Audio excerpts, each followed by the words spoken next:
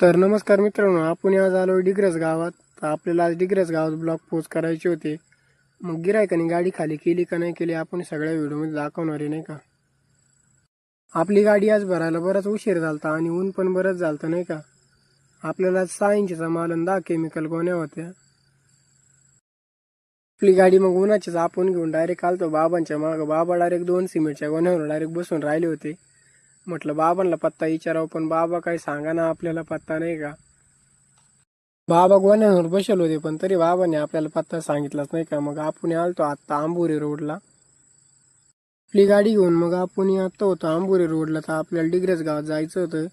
आपल्याला काही इकडं माहिती पण नव्हतं. मग म्हटलं कस्टमरला फोन लावून बघावा कुठं आणायची गाडी काय. आपल्याला मग डिग्रस गाव माहिती नसल्यामुळं आपण लई विचारित आलो मग डायरेक्ट कस्टमरकडं. मग कस्टमर डायरेक्ट उन्हाचंच गाडी खाली करायला झुपलं होतं नाही का.